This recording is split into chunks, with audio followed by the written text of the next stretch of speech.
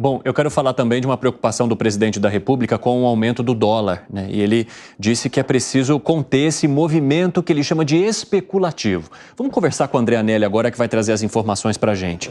Anelli, quais foram então as menções do presidente da República? Porque há uma crítica muito forte ao que ele tem dito e que movimenta o mercado financeiro. Qual que é a visão dele sobre isso? Compartilhe com a gente para nós jogarmos aqui para a opinião crítica dos nossos comentaristas. Bem-vindo, meu amigo. Obrigado, Evandro. Muito boa tarde para você, boa tarde a todos ligados aqui no 3 em 1 da Jovem Pan. O presidente da República admitiu que a cotação do dólar preocupa o governo e atribuiu a alta da moeda americana ao que ele chamou de especulação.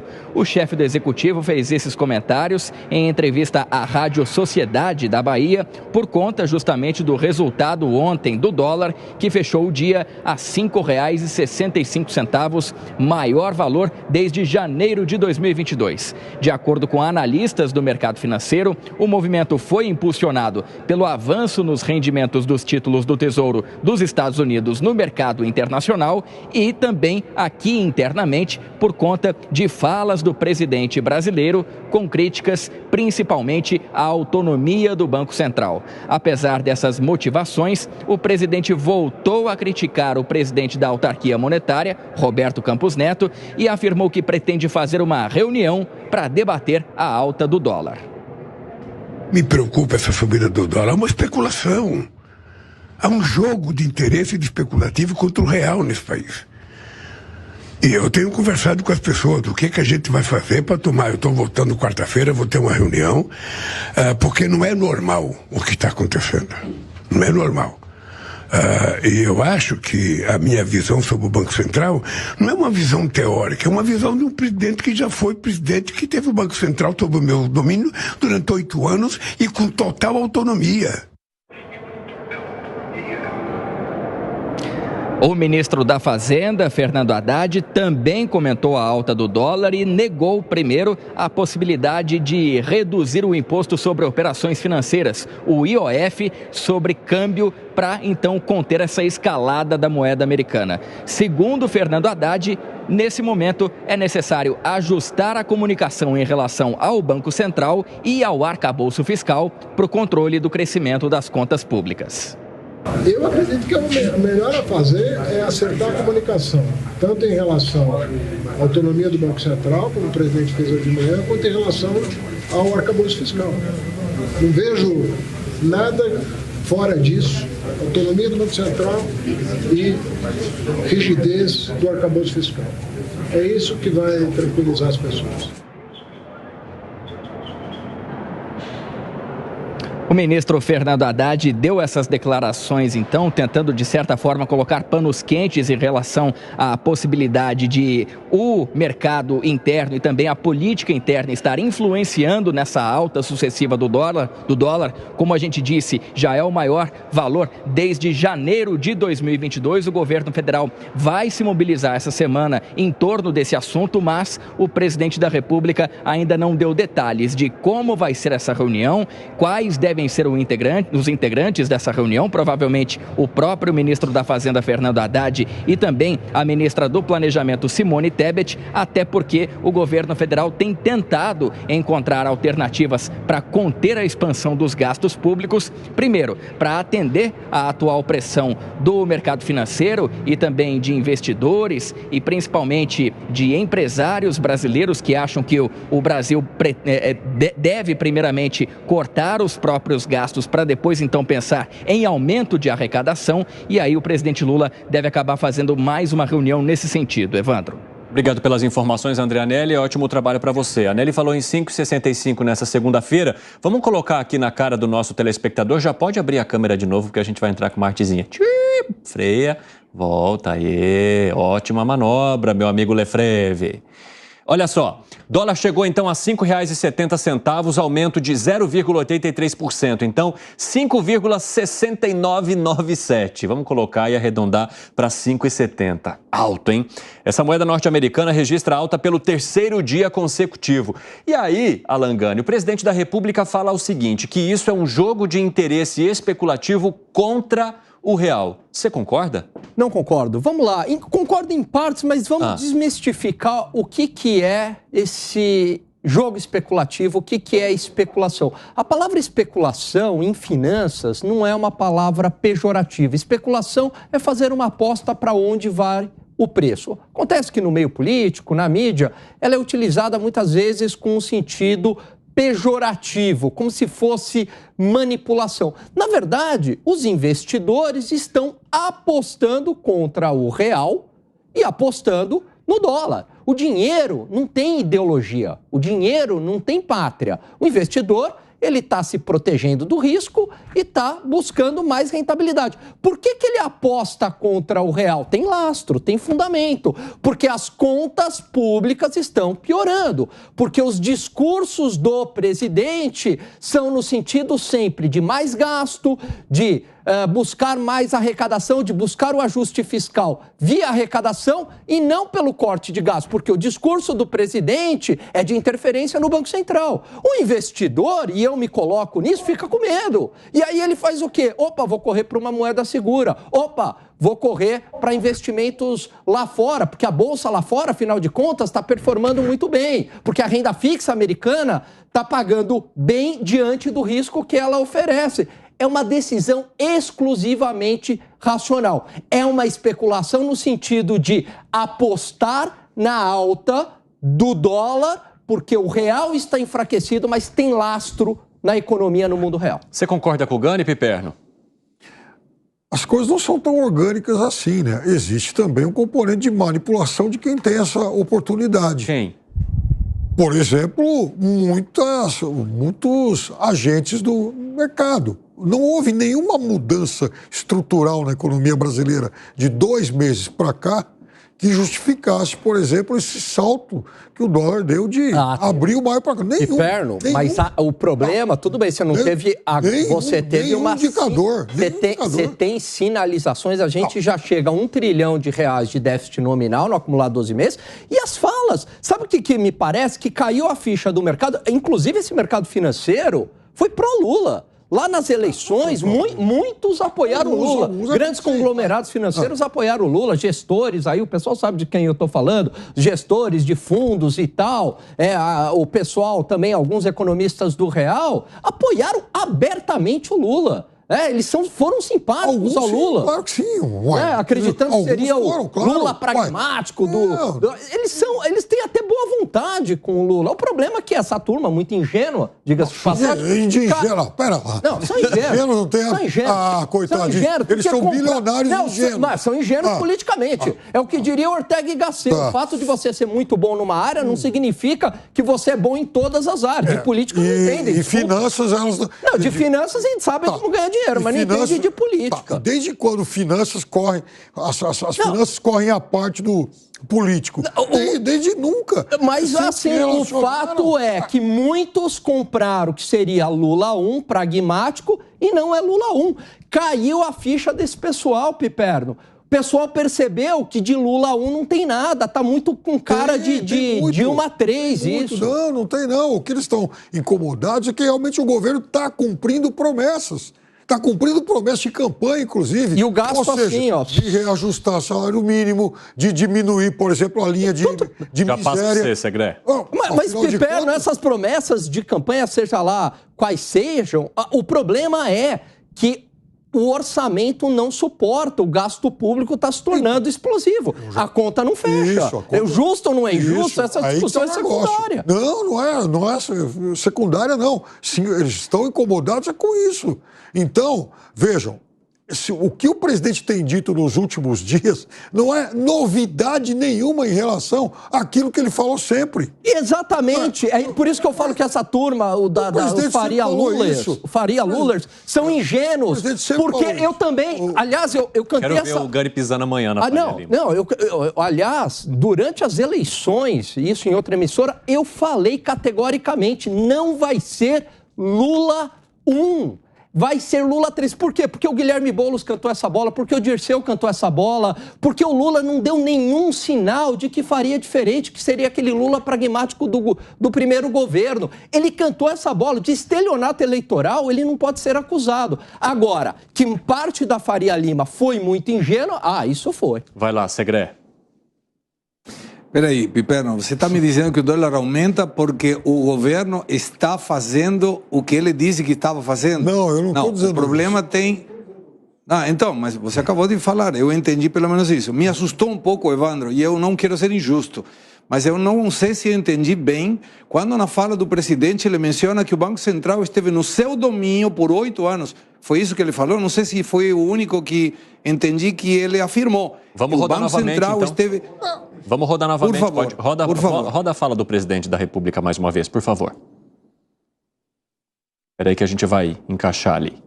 Claro. Para rodar, para nossa audiência acompanhar então o presidente da República falando sobre esse aumento do dólar, a preocupação e também a possível interferência ou não no Banco Central. Vamos lá. Obviamente que me preocupa essa subida do dólar, é uma especulação. Há um jogo de interesse de especulativo contra o real nesse país. E eu tenho conversado com as pessoas do que a gente vai fazer para tomar. Eu estou voltando quarta-feira, vou ter uma reunião, porque não é normal o que está acontecendo. Não é normal.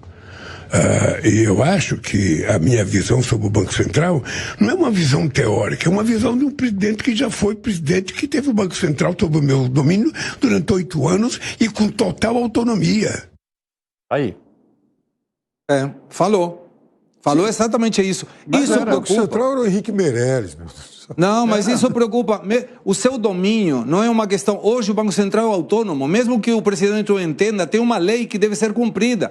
E ele está indo contra essa lei, afirmando o tempo todo que a culpa é do Banco Central. Vamos lá, fazendo uma análise bem objetiva. Se o problema for a taxa de juros nos Estados Unidos, todas as moedas emergentes deveriam estar com o mesmo problema do real. O real está caindo muito mais do que as outras moedas. Então, atribui uma parte à questão americana e outra parte à fala do presidente. Mas, Piperno, o presidente já vem falando isso e o problema não está que ele estava falando há 2 meses, é que ele insiste com essa problemática. E é uma situação de não aceitar que o Banco Central não é dele. O Banco Central é do Brasil, tem uma diretoria autônoma e ele vai conseguir fazer o que ele quiser se o Galípolo e o pessoal que ele colocou aceita isso, depois quando o Roberto Campos Neto vai embora. Mas o próprio Galípolo acompanhou, tem um ataque especulativo? Acompanhou a foto do Campos Neto, viu, Segré, na última Eu definição sei, da Selic. porque está sendo técnico. Ele está sendo técnico. Ninguém coloca seu currículo no jogo por uma questão de uma determinação política. Tanto que o presidente Lula já disse que não sabia se ia ser ele. De repente trazia outra pessoa. Então, ele está querendo colocar alguma pessoa aí que faça o que ele quer. E ele, com todo respeito, o presidente de economia não entende muita coisa. Então, é importante que o presidente entenda que o Banco Central não é dele. E vou mais longe, Piperno, para justificar. No mês de maio, a dívida pública aumentou 3,10%. Essa é uma informação que gera pânico nos investidores, porque a dívida continua crescendo e o governo não faz nenhuma menção a que vai diminuir o gasto. Então, o que faz aquele que colocou dinheiro na bolsa ou que colocou dinheiro numa empresa? Ele observa o futuro. E quando ele observa o futuro, vem nuvens muito escuras. São todos cúmulos nímbulos que não tem como você dissipar. E essa é a preocupação. E o que faz? Como muito bem mencionou Alan, ele vai para investimentos mais seguros. O Brasil não está sendo seguro. E a fala do presidente não ajuda. Tanto é, e concluo com isso, que o próprio ministro Fernando Haddad disse: temos que melhorar a comunicação. Isso está dizendo: presidente, por favor, não fale mais do Banco Central. Agite as questões de outra forma. Não fale do Banco Central. Fala, Gani, que aí eu vou passar para o Zé depois. Segré, perfeito. Corroborando só com o argumento, né, de que o real desvalorizou mais do que as outras moedas, eu fiz um estudo onde eu coloquei o diferencial de taxas de juros Brasil e Estados Unidos. Sabe o que aconteceu?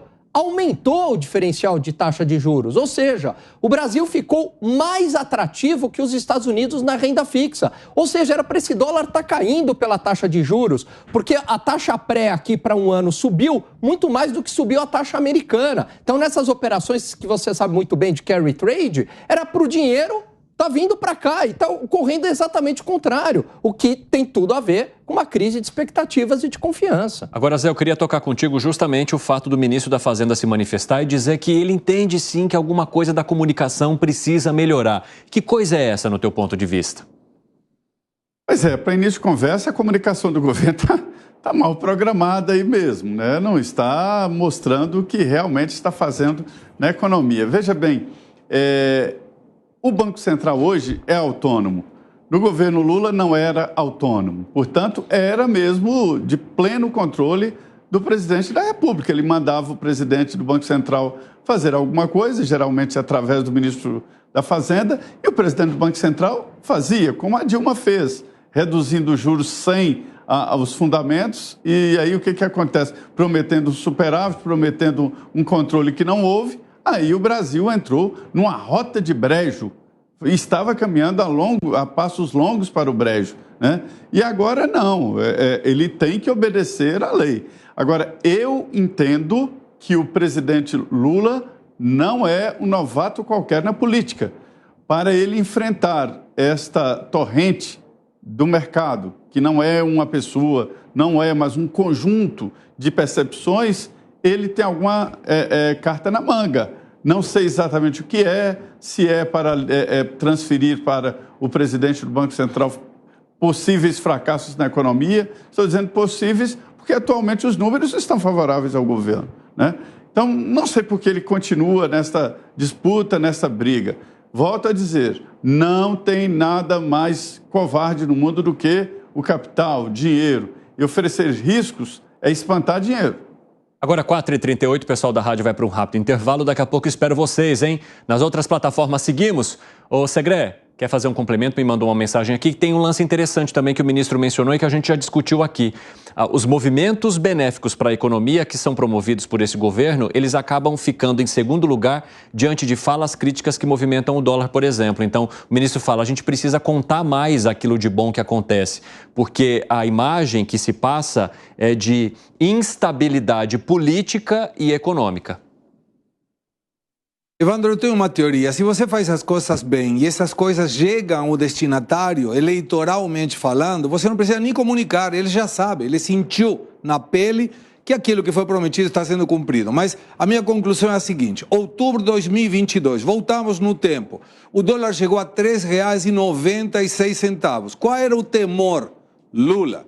Quando o presidente começa a assumir o seu mandato, e começa a mostrar que ele estava sendo um presidente pragmático, com foco no superávit fiscal, com critério enxuto dos gastos públicos, o dólar caiu a 1,54. Isso foi em agosto de 2008, justamente prévia ao problema que aconteceu nos Estados Unidos, com a subprime. Então, você vê que o mercado não é idiota. Se ele observa que o mandatário, aquele que conduz a política monetária, tem racionalidade, ele vai acompanhar. Estava 3,96 outubro de 2002, foi para 1,54 agosto de 2008 e era o governo Lula. Então isso prova que se o presidente volta no tempo e ele enxerga as coisas boas que fez e ele conseguiu em 2008 grau de investimento para o Brasil, ele poderia melhorar muita coisa dentro, porque o dólar aumentando aumenta insumo e vai chegar na ponta. E essa ponta, quem mais sofre é o eleitor do PT.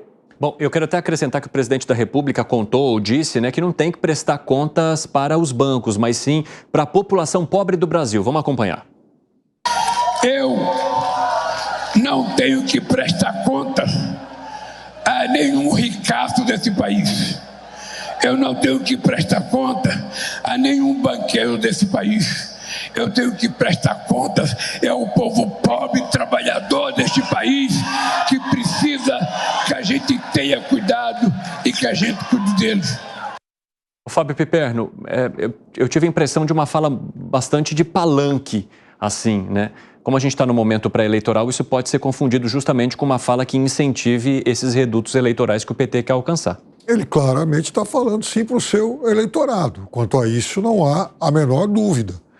E é óbvio que é um momento em que ele faz exatamente uma opção muito clara por qual é o seu eleitorado, para qual público ele quer conversar para qual público ele está se dirigindo. Agora, tem uma coisa que eu deixei passar há pouco, que é o seguinte: o dólar está disparando há 2 meses e o Banco Central lava as mãos. Não faz nenhuma intervenção como costumeiramente fazia.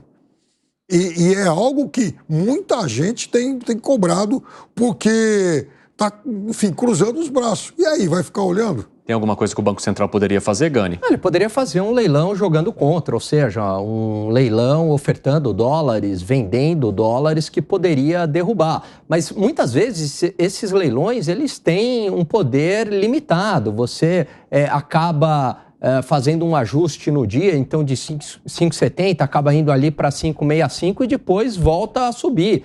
O leilão ele não consegue controlar as expectativas quando elas estão piorando. E você sabe, Evandro, que a falta de experiência traz humildade. Quando o presidente assumiu em 2003, ele sabia que se ele não conquistasse o mercado, ele estaria fora. Daria um jeito e tirariam ele. Por isso que ele coloca o Palocci como ministro da Fazenda, que o mercado gostava, o Henrique Meirelles no presidente do Banco Central, e acertadamente conduz a política econômica de maneira mais austera, respeitando o tripé macroeconômico no primeiro mandato. O segundo começa a ser abandonado. Agora não. Agora, como já foi presidente 2 vezes, está sendo pela 3ª vez, não tem nenhum incentivo, quer dizer, não está mais nem aí, está pisando no acelerador. Quando ele faz esse discurso, é exatamente isso.